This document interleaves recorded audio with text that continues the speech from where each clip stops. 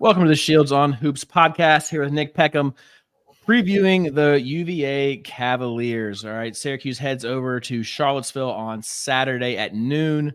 Right now, we're coming to you guys Friday night because that's how committed and dedicated we are to getting this out to you guys. If you're listening on Saturday morning to this, thanks for coming along. I will be in person in Charlottesville for this one. It has not been good for me the last few times I've been to Syracuse games in Virginia, right? So I was in Blacksburg on Thursday night for football this year. I was in Charlottesville last year for basketball, and here we are again in Charlottesville for the third most unlikely win for Syracuse on the rest of the schedule, according to Ken Palm. The other ones would be at Duke and at Carolina. So I'll be in Carolina, or I'll be at UVA in full effect, and I got a chance to actually watch the game in against Texas A&M on Tuesday night in the ACC SEC Challenge and saw UVA in person, which is kind of crazy. So I went on. Listen, all right, quick side story before we dive in. I was on the UVA website trying to get tickets, and the only way you get a Syracuse ticket is if you got a package with either the Texas A&M game, like Northeastern, and Louisville. And I'm not going to watch UVA play Louisville in any circumstances whatsoever, or Northeastern. But I'll go to the ACC SEC Challenge, right? So I was like, okay, I'll look at that. Then I'm on SeatGeek and on these other sites to like find other tickets that are very similar. It cost, with all the processing fees on SeatGeek, it cost me more money to get the tickets to the one UVA Syracuse game than it cost me to get to the Syracuse and Texas A&M game. So I was like, I'm just going to go to both. So I did. So so here we are. So it's a good deal. I was up in the rafters though. So it's a good facility though. You can see everything from everywhere. It's a good spot.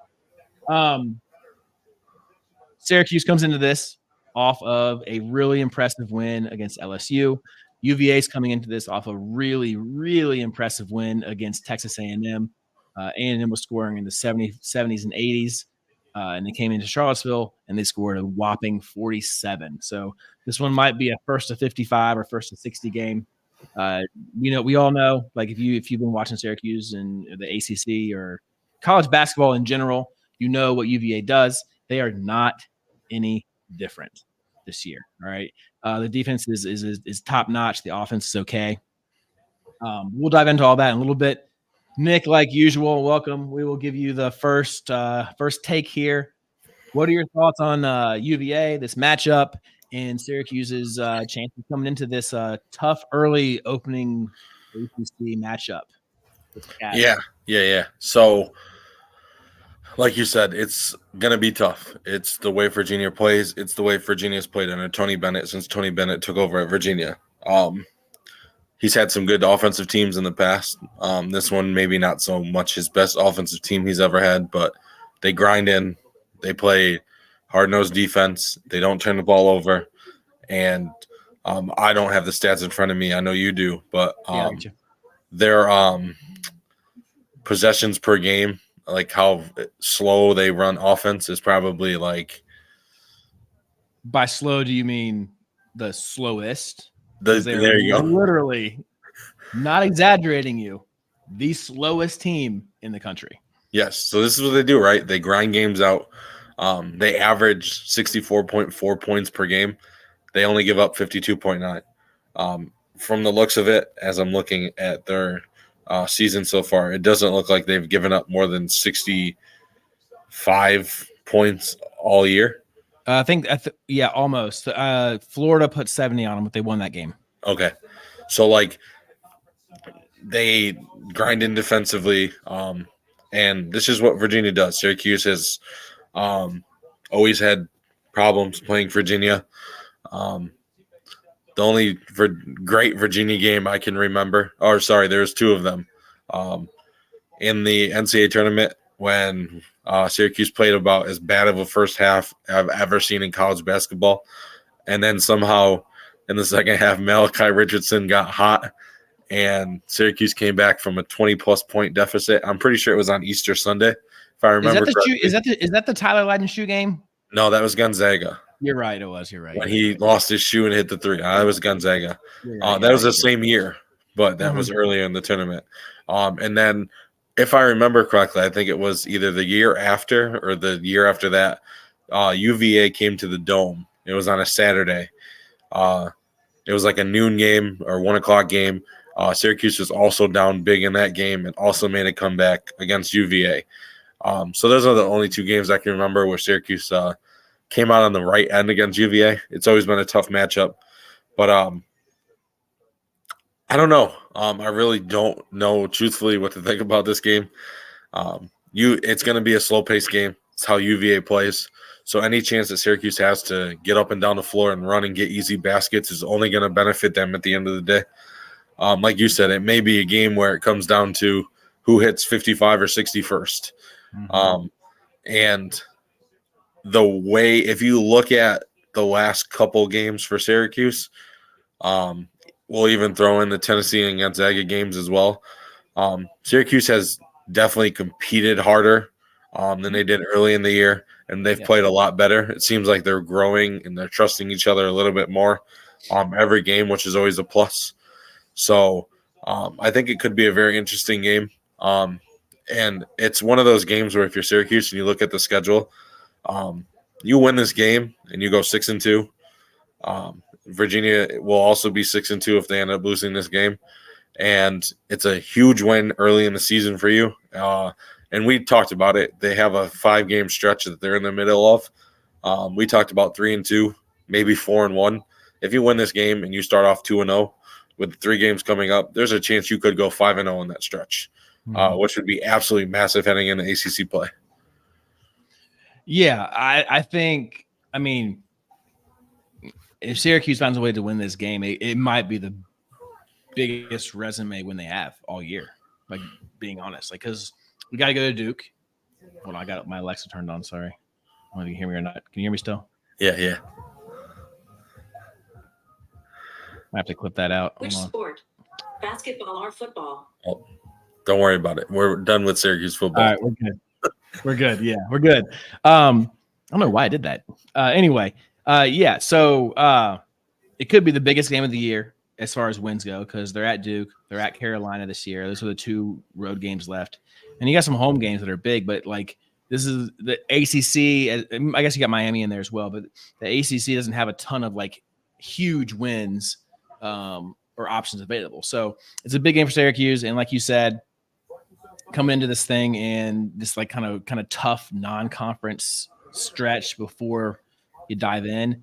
And it was already tough, but then the ACC decides to throw in UVA on the road before that early December. I remember the schedule came out. I was like, really? I was like, come on.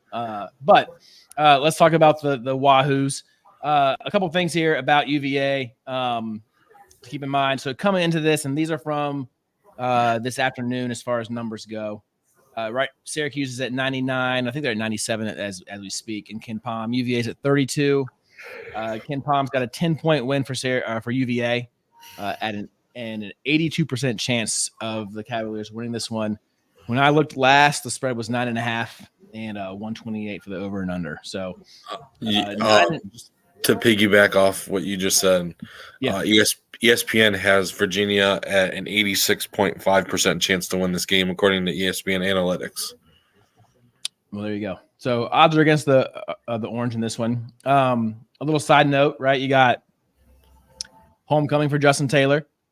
You got kind of a homecoming for Malik Brown, like local Virginia guys who are from the Charlottesville area who are for Syracuse. So last year, obviously they played, and those guys didn't have big roles. This year, they both do. So we'll see how that looks, and hopefully it's not a thing where guys force the issue or try to do too much. You know, family's going to be in town.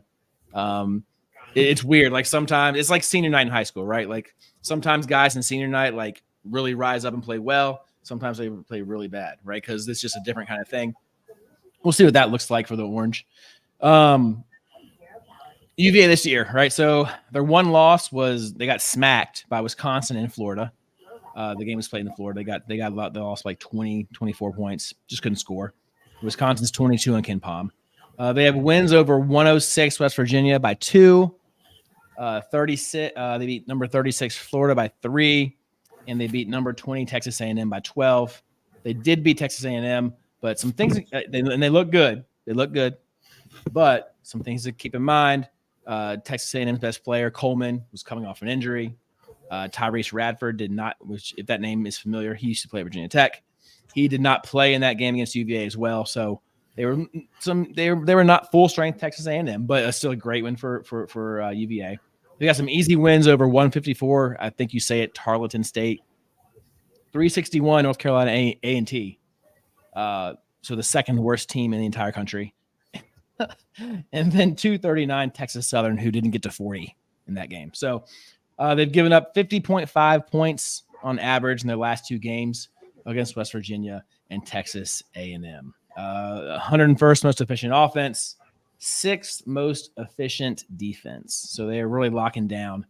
And as we mentioned a little bit earlier, they are quite literally the slowest tempo team in the country. And Syracuse is like in the top 35, top 40 right now. So very contrasting in those things for sure.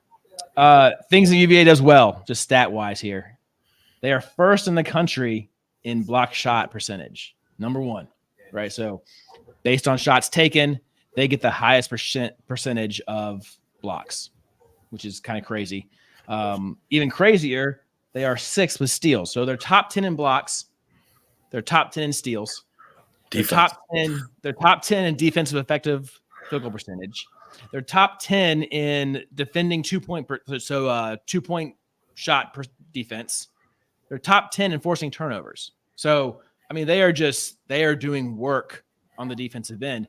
And when you look at the team, man, like when you look at these guys, they don't look like the typical UVA guy. There's not like a ton of, I mean, they got some size, but they just don't look like the kind of guys that have been lockdown guys for UVA in the past, but they're doing it, man. And they brought some new guys in too. Like, so like those guys, like they just kind of fed right into the system. And, you know, they're anchored by Beekman, who is one of the best on-ball defenders in the country. Even Judah Mintz has said so, even though he's played well against Beekman. They got Ryan Dunn, who's an athlete. They got some bigs.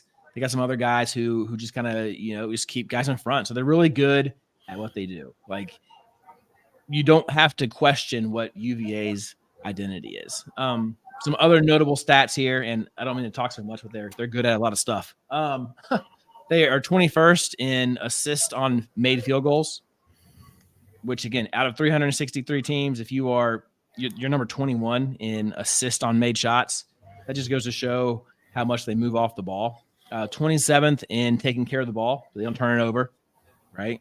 They are 32nd in 3-point percentage defense, and they are 37th at keeping teams off the line. So, like, when you think about those things, I know 9.5 seems like a lot, but their strengths kind of feed into Syracuse's weaknesses in a lot of ways, right? Like, Syracuse has not scored great from 2 or anywhere, honestly. The offense has not been great. Syracuse, like, they haven't turned it over, but they're playing a team that is top 10 in forcing turnovers. Syracuse loves to get to the line. They're playing a top 40 team and keeping teams off the line. Syracuse is not shooting well from 3. They're playing the 32nd best 3-point defensive team in the country. So, like, there's a lot of things that aren't great. Things that UVA is not good at, though, just so we can have some hope here. I got one. Let me hear it. What you got? So, Syracuse ranks 12th in the ACC in rebounding margin right now at minus 0.8. And I know it sounds crazy, but Virginia is actually worse than that. They are a minus 4.4. So, yeah. You got two teams that don't really rebound well. And you just pointed out that Virginia beat Texas A&M the other night by 12. Virginia actually got out-rebounded 42-30 in that game. And granted, Texas A&M did miss a lot of shots, but like to win a game by that by 10-plus points and get out-rebounded by 12, that's pretty good. Yeah, they're kind of this weird enigma, man. They don't look good. Like, I know they usually don't look good, but this team especially just doesn't, like, when you look at them, you're just like, they're not good. But then they just do what they do. It's a weird kind of thing. They are terrible at keeping teams off the offensive glass. They're 340th. That's worse than Syracuse. They are 286 at offensive rebounding. That's because they don't crash. They want you to, because they want to force you to play them in the half court because they're so good at it. So they just send guys back. They can't shoot. They don't shoot free throws very well, and they're not really good from 2 either. Like, This is, I feel like when I think of UVA, I think more of a lot of guys who kind of get to the rim and like some post presence. They don't do a lot within inside the arc. They got some guys who do things, but really a lot of their offense is coming off those like down screens and pin downs and Beekman driving to the rim. Beyond that, there's not a lot of. They don't have a guy they just throw it inside to and be like, all right, go to work. They got to kind of rely on that blocker mover, big guy screen. Like they play two post guys, they play two guards, they play a point guard, right? The two big guys screen for the guards come off screens, they play from there. They take the shot clock down to 3 seconds and they go and make a play in the end. That's what they do, right? So that's kind of a look at the numbers for them. As far as style goes, I mean, again, it's pretty simple stuff, but simple is not always easy to guard. They got the roadie kid is a transfer from St. Thomas. He's a 6'6" guard. Not super quick, but he's kind of good with his body. He can shoot it. McNeely kid is a 6'4" guard. He can shoot it. He'll pull it from anywhere. Beekman's Beekman. We've had a lot of bad experiences with that guy. if you've been a fan for a while, you have some ACC tournament memories there. But Beekman's great at getting to the rim. He's averaging almost 6 assists a game, right? So he's got these guys he's kicking out to who can really shoot it. He's kind of like Beekman's kind of like he's like a conservative. I don't mean this as like Beekman's not as good as Judah, but he's like a conservative, less flashy kind of Judah. Like he's like Judah if Judah went to UVA and Bennett like pulled the reins back on him, kind of thing. They're both regardless. Like it's a matchup of two of like the best guards in the ACC. For sure. Like it's gonna be a fun matchup. Anything you want to add to that? I know I just kind of rambled there for a little while. No, I mean, like you said, I think this game really could come down to that matchup. You got two all ACC caliber guards, two all ACC caliber players, not just guards but players. You got to imagine that Reese is probably going to guard Judah on the defensive side, and I mean, we'll see what Syracuse does on the other side. It'll be either JJ or Judah. Maybe they throw a wrinkle in every now and then. But, whatever one, at the end of the day, you got to imagine whatever one plays better. And I don't mean numbers-wise. Overall impact on the game is probably going to win the game at the end of the day. But, one thing I will say is if you're going to play this Virginia team and have a chance to go into Virginia and actually win this game, it'd be now, right? Before they really gel and you have to hit them middle of the ACC season when they're 20 games in and you're like, okay, that's this fair. Team finally figured it out. Like you said, they're not very good offensively. They're great defensively, but if you can find ways to score, you can put a number on this team. If you really if you can hit some threes and find ways to score, because defensively, if we stay locked in and just make it hard for them to score, it's already a team that doesn't score a lot. So, this would be the time to go into UVA and get a huge win. Is in early December and before they really start clicking as a team. And again, UVA's coming off a big win. They're feeling themselves. They're feeling good. We figured it out. We're 6-1. Just be a top 15 team. Blah blah blah. I don't know, man. They're a hard team to figure out. Inside, they have Ryan Dunn. Okay, Ryan Dunn is athletic. He's had some poster dunks this year. Right now, he's one of the best defensive players in the country. If you're looking at numbers, bunch of steals, bunch of blocks. Really aggressive, kind of on that end. They don't really run much for him. He'll shoot it a little bit from three sometimes. He hit 2 threes against A&M, but he hasn't been shooting super well. He's somebody to watch for sure. It's going to be an interesting matchup. And then their bigs, they got the Groves kid, transfer from Oklahoma. Kind of a stretch 4 type guy, can shoot the 3.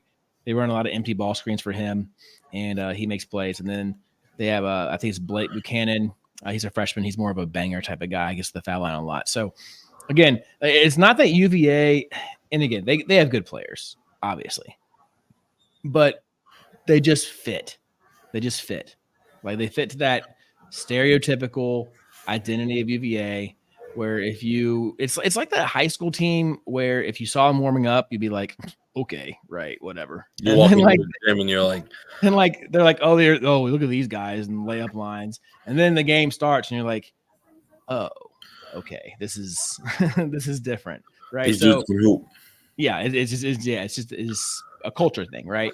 And I know that word gets thrown around a lot, but it's what they do. And again, throw in the fact that you're at Charlottesville. It's a Saturday. I mean, it's going to be an interesting environment for these guys for sure. And let's throw this in too. The first real road game of the year. Okay, the first true road game of the season. Okay, like everything's been neutral or in the dome. So your first game is an ACC game at Syracuse, or sorry, in Charlottesville against UVA. So there's that, and I feel like JPJ is an underrated kind of facility in the ACC. Like it's a tough place to play. The place gets rocking, man. They're terrible at football. like all their other sports are like the preppy kind of sports. So and they're good at basketball. So those guys down there in Charlottesville, they love their hoops and they're educated about it. And shot clock gets down to 10 and everybody gets rowdy in there. Like it's just a different type of thing. So yeah, so that's kind of who they are, what they do. You're not going to see anything surprising if you've been watching Syracuse and ACC and UVA in the past, or any UVA games at all. You're not going to see anything that's going to be like, oh, that's different. Like you're going to see exactly the same stuff that they do. They're just great at executing it. So let's kind of look at their numbers and their personnel. I mean, Beekman, again, they don't have any guys who score a lot because they don't have a lot of possessions, but Beekman's like right at 12 points almost, 5.7 assists, 2.9 steals a game. That's crazy. McNeely, again, he's 9.8 points. Most of his damage is from three. He's 48.1% this year, 27.3% from two. He's taking 10 free throws. Rhodey from St. Thomas, 7 points a game. He had a season high last against A&M with 13. He's 42% from three and 42% from two and 33% from three. He's taken 6 free throws all year. And then you got Dunn and all those other guys. So yeah, they just those guards don't get to the free throw line outside of Beekman and Dunn for the most part. So that's just how they play. So here we go. I'll if we're gonna bring up the last time UVA and Syracuse played, January 30th of last year in the Dome. Just if we're gonna just throw out some stats, Syracuse lost 67-62 against the number 6 team in the country at the time, UVA. Tied up with 4 minutes to go. It was I was at that game. It was a Monday night game. I was at that game. It was a great game. Great game. Reese Beekman only shot four shots. He was 2 of 4, 7 points. Obviously, none of the other 4 guys in their starting lineup are at UVA this year. Jaden Gardner's gone. Vander is gone. Franklin is gone. Kia Clark is gone. Shedrick is gone. So basically, out of 8 guys that played, Beekman played 33 minutes, 7 points. Ryan Dunn played 9 minutes, had 2 points, and McKinley played 18 minutes with 6 points. On the Syracuse side, for the guys that are here, Malik Brown played a full 40. He had 8 points, 7 assists, and 8 points, 7 rebounds, and 2 assists. Chris Bell only played 9 minutes, 1 of 3 shooting. He had 6 points and 1 rebound. Judah, 36 minutes, 8 of 13 from the field, 20 points, 4 rebounds. Justin Taylor, 31 minutes off the bench, 2 of 6 from the field, 1 of 5 from 3, 5 points and 2 rebounds. If many of you remember, that was a game that Benny didn't show up to when everybody thought he had the transfer portal at the time. I was at the Dome, and that's literally what everybody was talking about is he already in the – like, people would pull out their phones and pull up the portal to see if Benny's name popped up. That was a game that was the start of, like, I think it was, 4 days where Benny was away from the team. Yeah. It was that UVA game. That's why Malik Brown played 40 minutes and started at the power forward position. But, yeah, I mean, Syracuse lost by 5 at home. Like you said, it was tied up. They were right in the game. Yeah. And obviously a team like Virginia had last year with 5 guys in their lineup where 4 of them are now gone. They were an experienced team. I'm pretty sure Kie Clark hit a huge 3 towards the end of that game. He had 12 points and 10 assists in that game. But like that just goes to show you that like Syracuse usually for the most part hangs around with Virginia when they play because of the style that Virginia plays. They play so slow. Well, I mean, listen, let's look at the last 6 games. Lost 62-67. Lost 66-73. Lost 69-74. Lost 69-72. Lost by 23. Won but by that 8. was that 23 game. That was the I'm pretty sure we were in it like near half, and then like I think Virginia went on like this massive run in the second half. I remember that game. Yeah, down by 9 at the half, and then it was 46-32 in the second half. Yeah, they just exploded. I remember that game. It was at Virginia, right? The COVID game, yeah. Yeah. But like you said, they've been in most games. Usually when we play Virginia, Virginia is one of those teams where like you don't see often in college basketball where they're very experienced. They're usually like they usually have guys that have been in the system for 3, 4, maybe even 5 years. This team is a little bit different than normal Virginia teams, like we've mentioned. Like outside of Beekman, and obviously like kind of done. I mean, he was there done, last year, but like a lot of them are the guys that are there were freshmen last year and didn't really get much playing time or transfer. Which is what surprises me that they're so good defensively. Because this is Virginia defensively, right? Is they got guys to where when guys drive, they know where to rotate. Like Virginia is a team that's going to force you to kick out and make late contested threes rather than give up lanes to the rim. So if you're a team that you can hit these threes and open up lanes for people, then you can get your guards downhill and get to the rim. Or if you're a team that actually has guards who can get to the rack, which Syracuse has. Like, if anybody has guys who can get the rim, we have Judah Mintz, dude. Like Wisconsin beat Virginia this year. That's their only loss, right? Yeah. And I mean, I didn't watch a lot of the game. I know you clipped some highlights from the game. I watched it. Yeah. Is that like is with Wisconsin? I know they kind of have a post player. We don't really have a post player, but like. So what Wisconsin did well was Wisconsin had some stretch fours who can shoot it and post, which we don't have. Like they had some guys who they could throw it inside to, and UVA tried to double, and they could pass out of it to shooters. Like we don't. We are so polarly opposite to Wisconsin. like I was watching the game, I was like, man, this is and again, I think we're both good teams, but like we are so opposite from Wisconsin. It's unbelievable with how we play, like in the personnel. So I don't know, man. I don't know what the game plan is going to be for Autry and company coming into this one. I really don't know. I know we talked off air about this. You can't throw it inside to anybody. Yeah, I know that's the thing. Unless obviously this is a big question mark with the way the season's gone. Unless Benny's fully committed and he'd be the only one that you could probably post up that could do something out of it. But like even then, he's not a banger. He's not gonna back you down. He's gonna shoot that little mid-range fadeaway thing, like which I don't mind. But like he's just not. We just don't have that dude. We don't have those guys for some reason. So it's like, all right. I think a big key to this game is going to be if you watch college basketball and you watch Virginia, a staple of their defense with Tony Bennett is when you try to run a pick and roll, they kind of stretch your guards way out with like a double team and then they rotate back. A big key in the game is going to be what Syracuse does off of that. So like if Judah or JJ get stretched out, what is your option off of that? Are you flashing somebody to the ball and leaving somebody in the corner where you can kick and get an open three?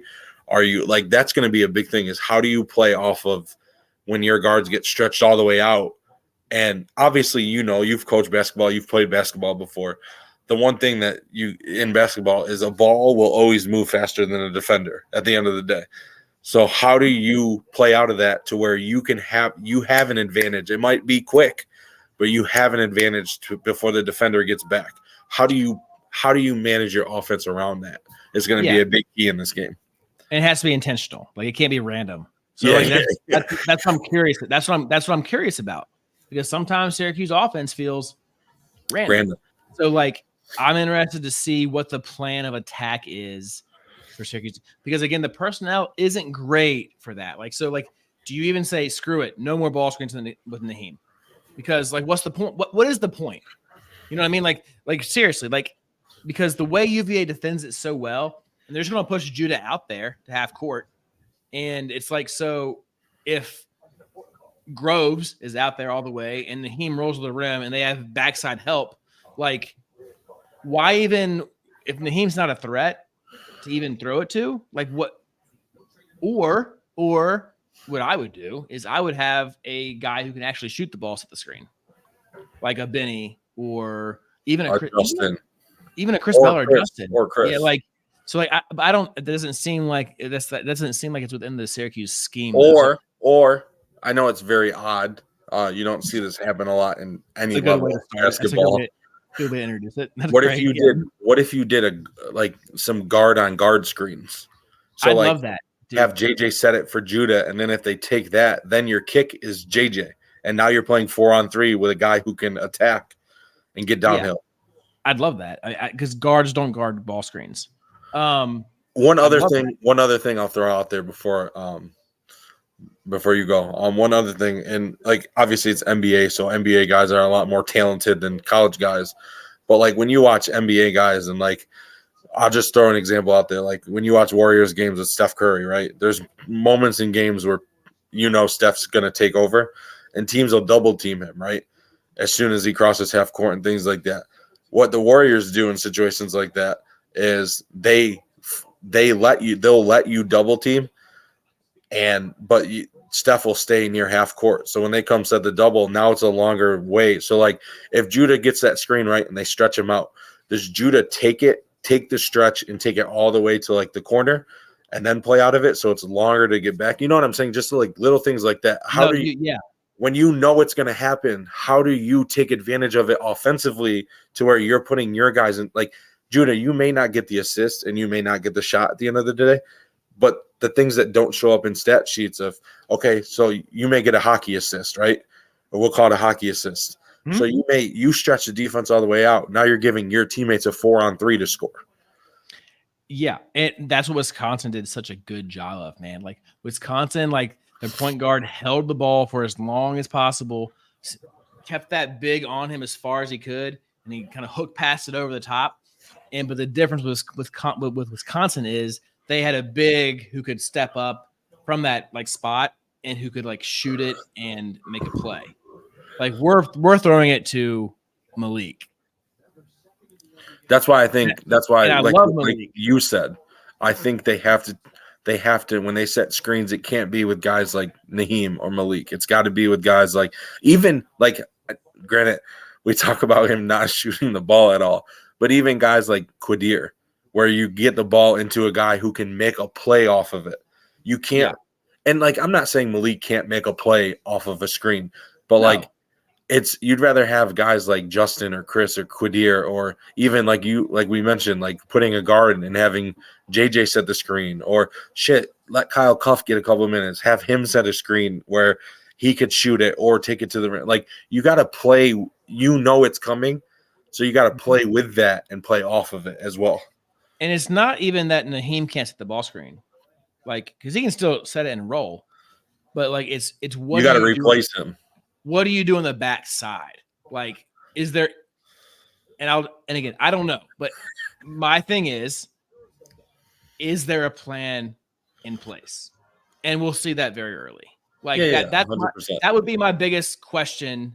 If I was just, a random guy who was like, who could talk to the coaching staff freely, I'd be like, this would be my biggest thing. So what are we going to do with ball screen? I mean, I could sit here right now and get a basketball board, and draw up a play that would.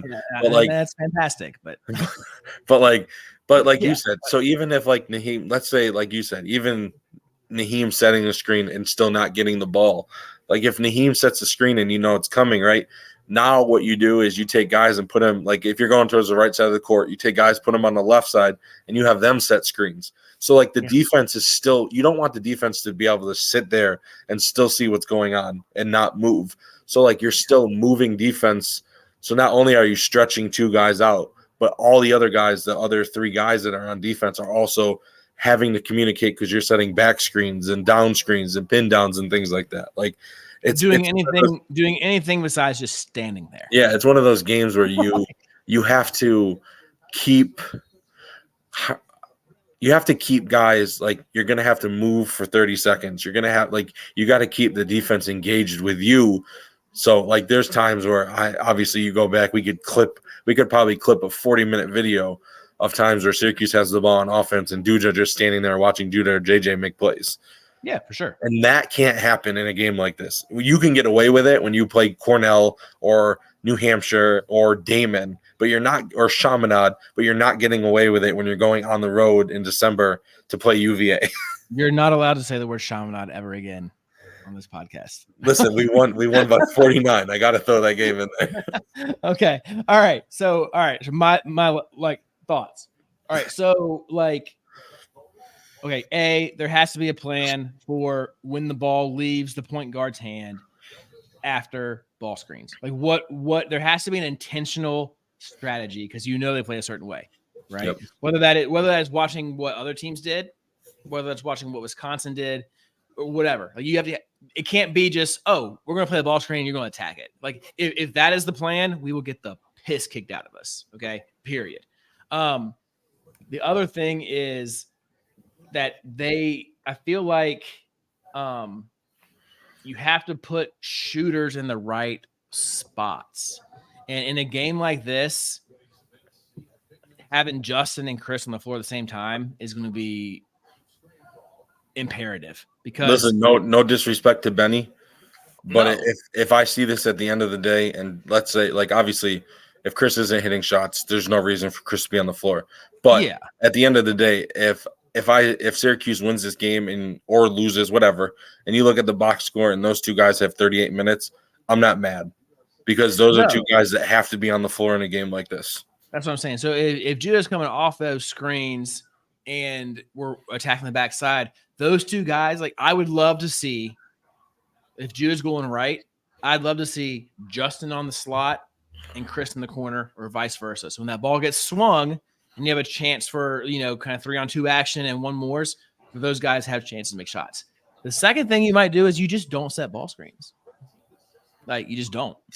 But this is the thing. Like we've watched Syracuse a lot recently, right? Every game this year. But like recently it seemed like Syracuse isn't setting a lot of ball screens. Like even in the LSU game, they weren't really setting ball screens. They were just letting their guards go one-on-one and get downhill. Well, it's more ball movement. It's like it's a lot more player movement and ball reversal and kind of catch it and go type stuff, which I'm all about. Because again, Naheem's not a threat, dude. Like that's not his jam. Like that's not his thing. Like his thing is not to be it's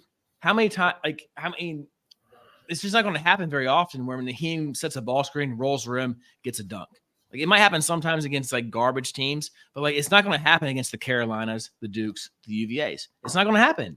Like, and if it can't happen against those guys, then why do it? Like, there's no point. So now, saying that, him rolling to the rim still puts pressure on the rim, which makes you have to guard it, right? Which opens things up for everybody else. Or even like if you're gonna play a game where you don't really set screens and you let guys go one-on-one and get downhill, have Naheem, like obviously you got to play it by what way they drive. But let's say Judah drives to the left side of the rim, have Naheem sit on the block of the right side of the rim to where 100%. If they come double, Judah can dump it off and that's a dunk. Or if offensive rebound. Or an offensive rebound, like put 100%. Him in spots where he can be successful to help your team. We're getting in the weeds, but like think about the UVA Syracuse game in the NCAA tournament. Okay, just reflect back for a second. The reason that team came back and won that game, A, the pressure, but B, they had dudes who made shots, right? Like Malachi made tough shots. Benajay made tough shots. Was it Clooney on that team?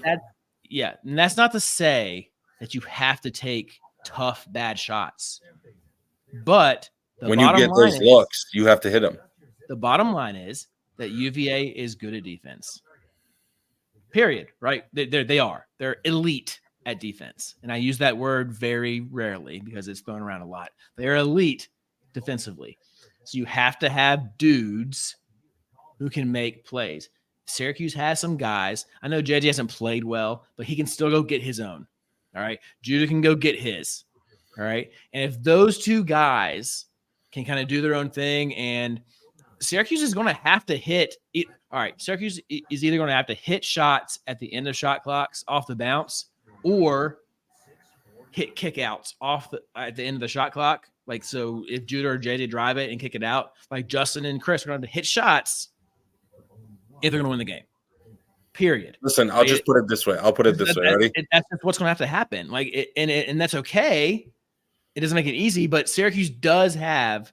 It scares me, but it also gives me hope at the same time. I'm like, it scares me that we're going to be in those situations because over dribbling, turnovers, forcing the issue, hero ball.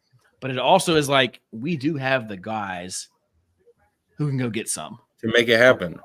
Yeah, we do. So listen, I don't know which way it's going to go. This is how I look at it, right? When you play college basketball at a Division I Power 5 conference school, as we're doing this podcast, I'm watching UConn and Kansas on ESPN2 right now. UConn just took a 3-point lead with 10 minutes to go. But when you play at this level and you come to these schools, your goal is to make the NBA at the end of the day, no matter what, right?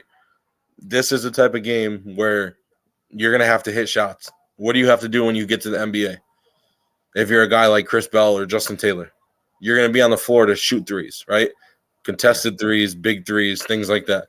So these are the games where you play for this. This is why you come to schools like this. And I feel like I'm about to go in the locker room and get the guys hyped up tomorrow, and I'm not even in Virginia. But, like, this is what you play for at the end of the day. Like, I'm watching UConn and Kansas right now.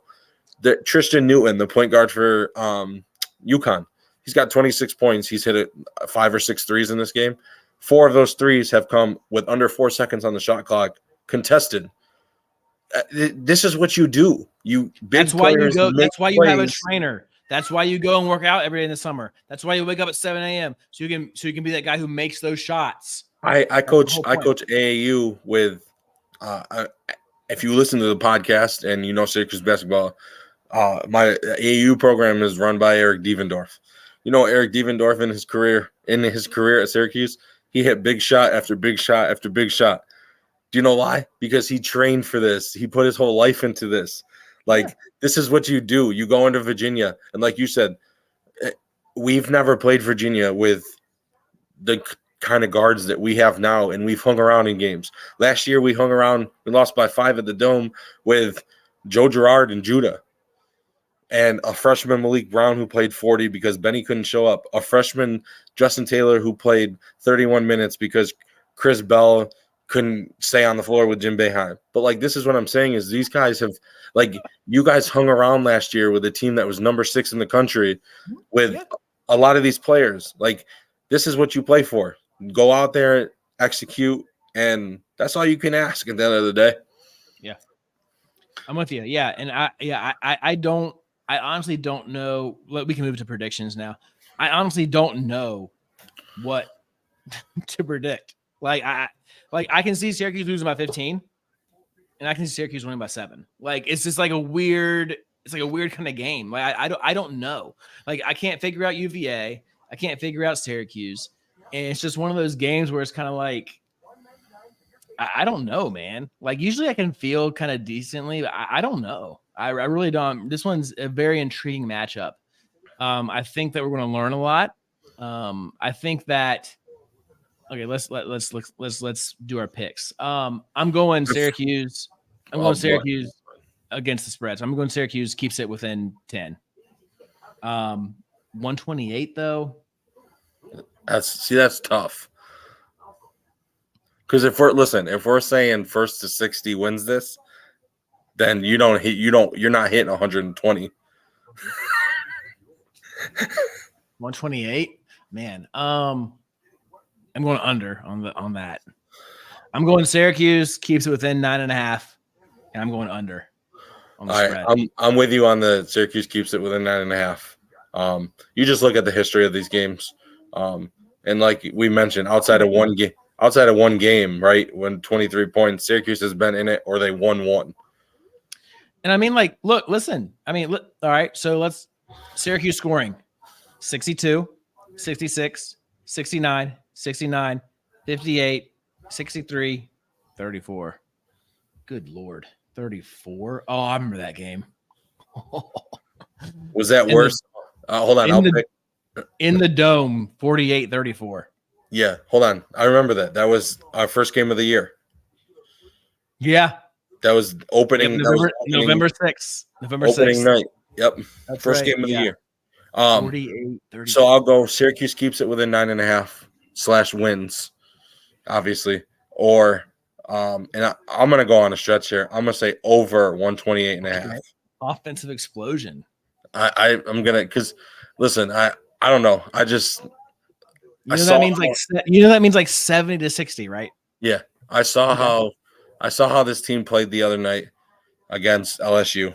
Granted, LSU is not Virginia, but like they just looked more confident. They looked engaged. They looked hungry.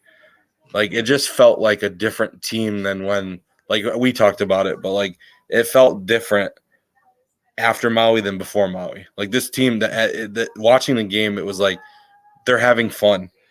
They're engaged with each other. They're making, like we talked about it, they're making extra passes that they normally wouldn't make. They're turning down good shots to get great shots.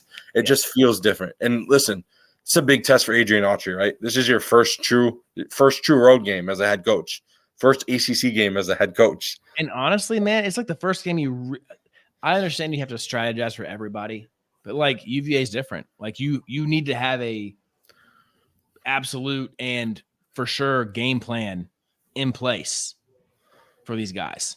It's different. So I'm very more than anything, I'm intrigued and curious as to what the kind of game plan strategy is. I'm very interested to see what they kind of come out with here. Very all right. Before we sign off, we're hitting 48 minutes here. I know you guys. Sorry, guys. Listen, it's a Friday night, baby. It's Friday night. It's the first actual ACC game of the year. First road game, big game. I got one question for you before we sign off. Oh God. Okay. If Syracuse goes into Charlottesville tomorrow and comes out with a win, I don't care how many they win by. It could be 1 point. It could be 10 points. It could be 30 points. It won't be 30. Shit. Just get the dub. Yeah. Listen, how many threes does this team have to make as a team to come out with a dub? What is your number? You don't need to tell me how many they shoot. Just what is your number for? Like, just throw it up there.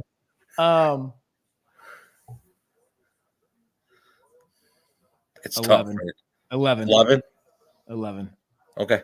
See, two from Judah, one from Benny, and 4 each. That's what I'm saying. 10. Okay, I was gonna say 9. I need 10. If you can get 6 combined from Justin and Chris, that's 3 apiece. Okay. And then listen, we play 9 guys. If the other 7 guys can't give me 3 total, there's Kyle too. Yeah, there's Kyle too. Kyle, Benny, and Judah can get. But that's dude. If you're other thing, hold on. If you're asking for 6 from CB and JT, then you're saying that you need 3 from Judah, Kyle, or Justin, or Judah, Kyle, or JJ, or Benny, So you need 3 from those guys. I mean, that listen, come on, Judah's shooting. They're not going to let Judah shoot threes. They're not going to let Judah shoot threes. So they're going to extend. One more thing I'll throw out there. Obviously, you were in Charlottesville for the A&M game. Do you feel like this is a game where Syracuse could use a 3-guard lineup the way Virginia plays. Like, they're not big, right? I mean, they go what's Beekman? Beekman is I mean, you got to imagine if Beekman's on the floor, Judah's on the floor. yeah. I mean, Judah and Jade are gonna play 38. How tall is Beekman? Hold on. I know this will never happen. I would love to see a lineup tomorrow, like However, JJ, Judah, Kyle, and then like Justin and Benny, or Chris and Benny. Like, play Benny at the 5. okay, listen. All right, pause. All right, Beekman 6'3". Rhodey is 6'6", which surprises me. McNeely is 6'4". Groves is 6'9". Dunn is 6'8", and Buchanan is 6'11". So 6'3", 6'4", 6'6", 6'3", 6'4", 6'6", 6'8", 6'9". Yeah, so I mean, Syracuse matches up height-wise.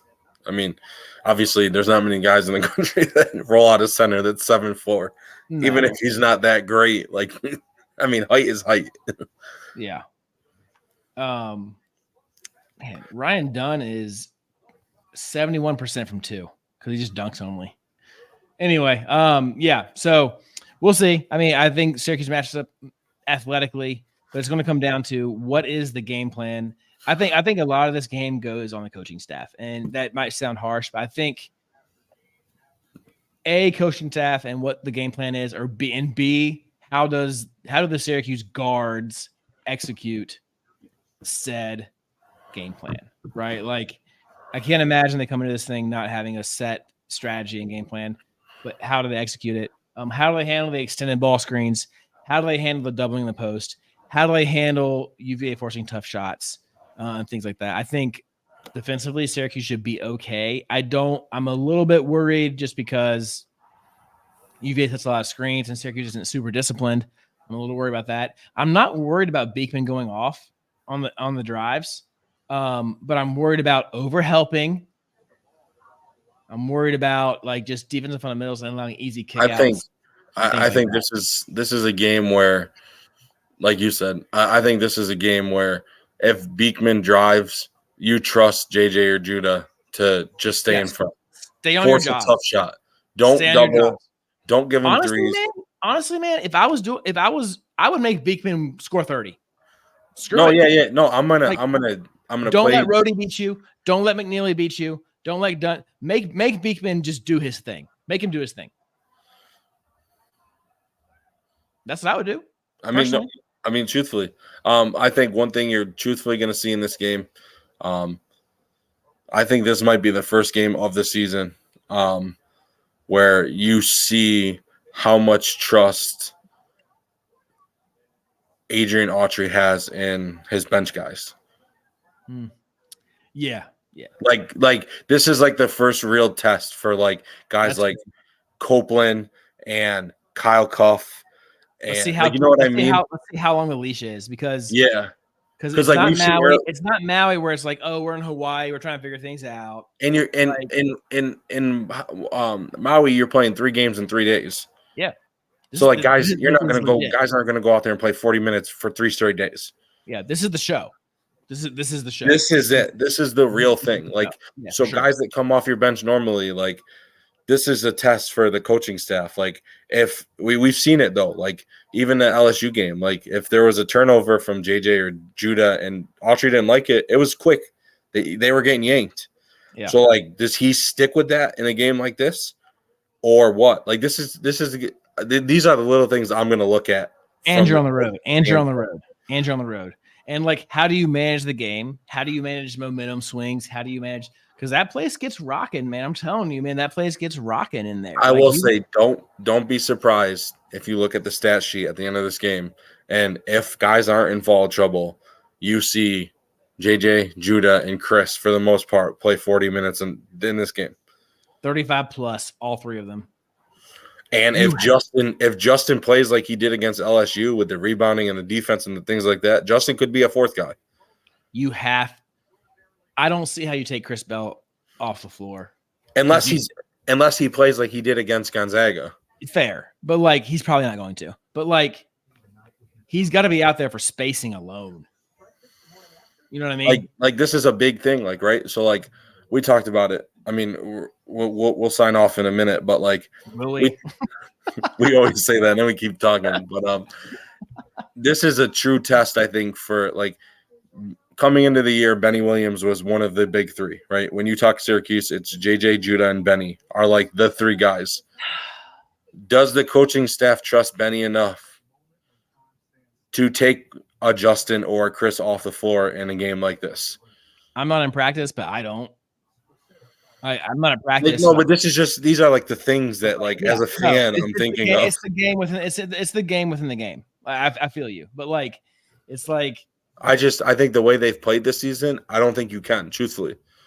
Not yet, not right now. It depends how it goes. It depends how it goes tomorrow afternoon. And who knows? Again, maybe Benny doesn't play. That's my thing with Benny. It's like I don't even know who's going to play. Like why would I believe that he's going to play? I know they're in Charlottesville. They posted a photo. I know. I'm saying we've had so many things where it's like, oh, Benny's just not going to play today. It's like, so how do I don't know. Like, I think Benny has to earn, and he doesn't have to do anything, but I feel like he optic wise, it's like he doesn't have the trust of the fan base, and I know the trust of the coaching staff and his teammates is more important. But I know personally, as a fan / guy who watches the game more closely than probably 98% of people do, like I don't know. I just don't know. I don't know what I'm going to get from him. So it's like, it's just hard for me to think that we're just going to be like, oh yeah, Benny, just go do your thing. Now, if he comes in and plays well early and does things he needs to do and he's tuned in, that's great. That's a different story. I hate that we even have to have this stupid conversation. Like, why are we even talking about this? Like, what? Like, he just should. You know what I mean? Like, that's what bothers me. No, it bothers me, and I love Benny's game, man. Like, if Benny ever listens to this podcast, Benny, I love your game. I love watching you play. But like, at the same time, it's like I don't know what the heck to expect. Which is hard. I know what to expect from Chris Bell. I know what to expect from Justin Taylor. I know what to expect from JJ and Judah and even Naheem. I don't know, or Malik. I don't know what to expect from Benny. And like every fan has the right to think that the way that sure his Syracuse career has gone so far. No, I mean he's given us nothing to believe he can be consistent. Like he hasn't been consistent. What's the most consistent stretch you've seen out of Benny Williams? Truthfully, the last 3 or 4 games of the year last year. Yeah, I wouldn't even go 3 or 4. I'd say 2 or 3. But that's not very encouraging. But that's it. That's what I'm saying. Like, and hopefully he puts together 5 or 6 games where it's like, okay, this is Benny. If you look at the ACC tournament game against Wake, we're only in that game and we only come back in that game because of Quadir Copeland and Benny Williams. The 2 most consistent players on this roster. But like if Quadir didn't come in at that time and like put that pressure defense, we don't come back in that game. Who are the 2 most inconsistent players on the roster? Those 2. Yeah, exactly. And it's not close. It's not close. No, the gap is significant, which is why they don't play a lot. Because they're not trustworthy yet. Like they might be. Like next year, I think this time next year, Quadir might be like very trustworthy. He's not right now. I think you put in the work the rest of the season and over the summer. And listen, some may say far-fetched, some may say not. I think there's a chance next year that Quadir is a starting guard for Syracuse. Dude, no, Quadir has a chance to be a MCW upgrade next year. That breakout season. Yeah, 100%. Yeah. 100%. I think so too. It's not this year. He's going to do good things, and he might win Syracuse some games, honestly. But like as a junior, if he sticks around, I think he's going to have a humongous year next year. It's just not all the way there yet. I mean, there's a chance he plays a huge part tomorrow if they no doubt. Like I'm saying, he might win us a game. Put him on Beekman, like let him get Beekman for a little bit. or by February he might be like that guy, right? But right now it's December 1st, right? So it's like who knows? But all right, listen, we are coming in on an hour. Sorry, guys.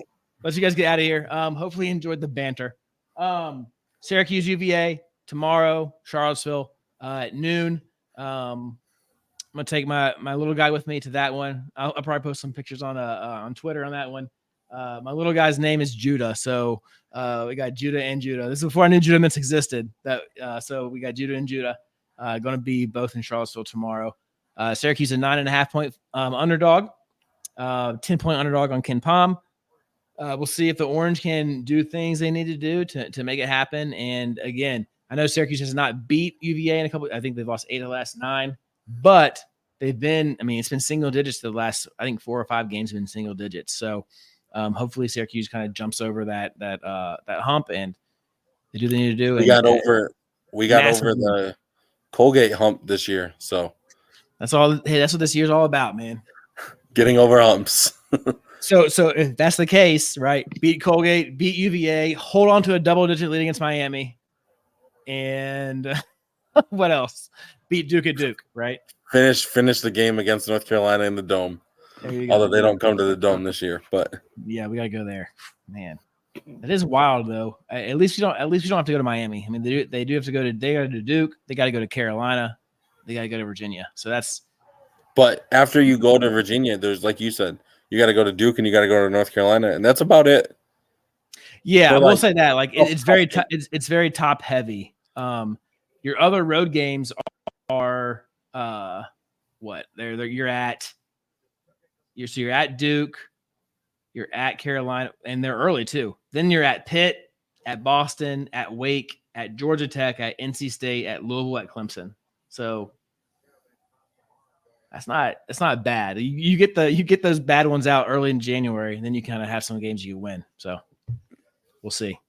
All right, Nick is rubbing his eyes. He's tired. It's bedtime. So thank you guys. Appreciate you guys. Appreciate you guys. Yeah, on behalf of Nick Peckham, enjoy your Saturday morning. We'll send this guys out to you early tomorrow or early Saturday morning on game day. Go Orange and like, subscribe, share, do whatever it is that you do. Tell your friends, tell your mom, tell your dad, tell your family about us, and check us out. We appreciate you guys for listening and hanging out with us. We're out of here. Thank you guys. Thank you.